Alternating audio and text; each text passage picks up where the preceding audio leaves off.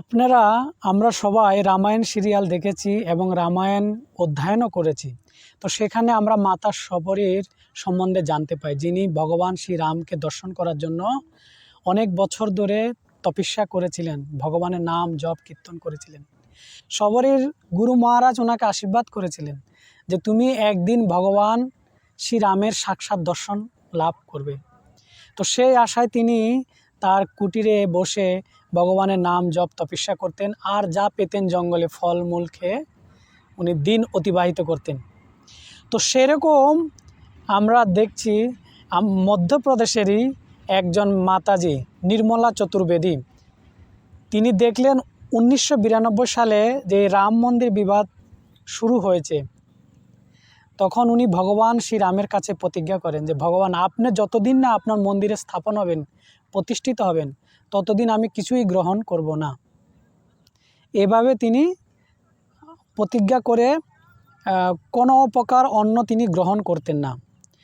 ফল বা জল, কেউ কিছু মিষ্টি জল, দই, এগুলি উনি গ্রহণ করতেন।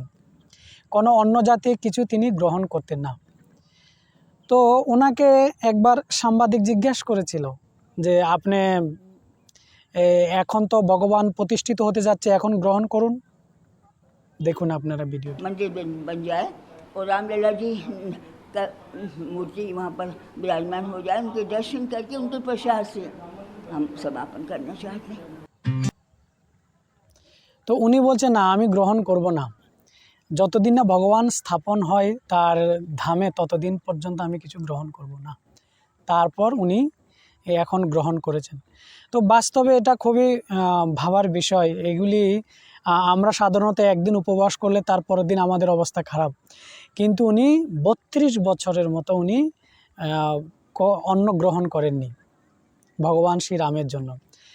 তো বাস্তবে মনে হচ্ছে এরকম ভক্তদের জন্য, এরকম অনেক ভক্ত, কেউ মন ব্রত ধারণ করেছে, কেউ আবার আমরা শুনতে পেলাম যে যারা ভগবান শ্রীরামের বংশধর, তারা যতদিন না রামের মন্দির হচ্ছিল ততদিন পর্যন্ত তারা তাদের মাথায় পার্কি তারা লাগাতেন না, পরতেন না, এবং কি তারা জুতো পর্যন্ত পরতেন না, জুতো চপ্পল কিছুই পরতেন না, ভগবান শ্রী রামের মন্দির যতদিন না হচ্ছে ততদিনের জন্য। তো এইভাবে অনেক মানুষের মনে প্রশ্ন ওঠে যে এত তাড়াতাড়ি, অনেক সংস্থার লোকও বলছে এত তাড়াতাড়ি ভগবান শ্রীরামকে কেন বসানো হলো, আরও অনেক সময় আছে। তো বাস্তবে দেখুন এই ভক্তদেরকে, যারা কত বছর ধরে ভগবান শ্রীরামের জন্য না খেয়ে আছে, তপস্যা করছেন। তো তাদের ইচ্ছার কারণে ভগবান এসে স্থাপন হয়েছে। তো সেজন্যে আর ভগবানও খুশি হয় যখন কেউ ভগবানের ভক্তদের গুণকীর্তন করে। তো আপনারা দেখেছেন কিভাবে অনেক পান প্রতিষ্ঠার সময় অনেক বড় বড় সেলিব্রিটিকে আমরা দেখতে পাই, বড় বড় ব্যক্তিদেরকে দেখতে পাই, কিন্তু এরকম ভক্তদের সম্বন্ধে খুবই কম বলেছেন সোশ্যাল মিডিয়াতে। তো সেজন্য আমাদের এসব বিষয়ে প্রচার করা উচিত। আর একটা প্রশ্ন, অনেক বিধর্মীরা, অনেক ব্যক্তিরা এরকম প্রশ্ন করছে যে প্রাণ প্রতিষ্ঠা কি? মানে প্রাণ প্রতিষ্ঠা মানে কি? একটা পাথরের মধ্যে প্রাণ ভরে দেওয়া? তাহলে তারা কেন একটা মৃত ব্যক্তিকে জীবিত করছে না? মানে পাথরের মধ্যে যদি জীবন ঢালতে পারে, তাহলে মৃত ব্যক্তিকে তো জীবিত করতে পারে। এরকম অনেক রকমের তারা প্রশ্ন করে।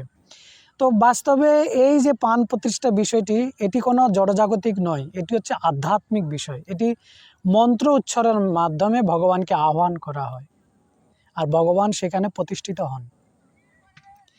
তো সাধারণত বাজারে যে মূর্তিগুলো আমরা দেখি দোকান পাটে বা যে কোনো জায়গায়, তো সেসব মূর্তিকে সবাই পূজা করে না, প্রাণ প্রতিষ্ঠা হওয়ার পরে পূজা করা হয়। কারণ সেখানে শাস্ত্র উল্লেখিত আছে, ভগবান সেরকম কথা দিয়েছেন যে যেখানে আমার ভক্তরা আমার গুণকীর্তন করে সেখানে আমি বিরাজমান করি।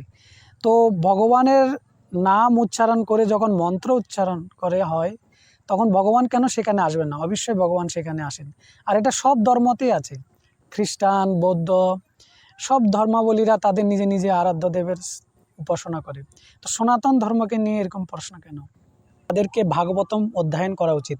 কারণ ভাগবতমে আমরা দেখতে পাই যে একজন রাজা ছিল, দুষ্ট রাজা ব্যান, তাকে মন্ত্রের মাধ্যমে ব্রাহ্মণ আর বৈষ্ণবেরা মিলে হত্যা করে, এবং তার সেই মৃত শরীরকে মন্থন করে সেখান থেকে পৃথু মহারাজকে উৎপন্ন করেন। তো ব্রাহ্মণ বৈষ্ণবেরা চাইলে সেই জড় বস্তুর মধ্যেও শরীর জান দিতে পারে, মৃত ব্যক্তিকেও জীবিত করতে পারে, কিন্তু তারা ভগবানের প্রকৃতিতে হস্তক্ষেপ করে না। কিছু লোক বলে না যে তাহলে মৃত মানুষকে জীবিত করে দেখ। তারপরে আমরা আরও দেখতে পাই যে কিভাবে নারদ মুনি চিত্রকেতু মহারাজের সন্তানকে জীবিত করেন তার স্পর্শের মাধ্যমে। এখানে আমার ভক্তরা গুণকীর্তন করবে, সেখানে আমি বিরাজমান করি। তো এইভাবে মন্ত্রের মাধ্যমে প্রতিষ্ঠিত হয়ে ভগবানকে পূজা পাঠ করা হয়। তো যারা বিধর্মী, যারা নাস্তিক, তারা এসব ধরনের প্রশ্নই করে, কারণ তাদের থেকে এড়িয়ে চলাই ভালো আমাদের। হরে কৃষ্ণ। ধন্যবাদ সবাই।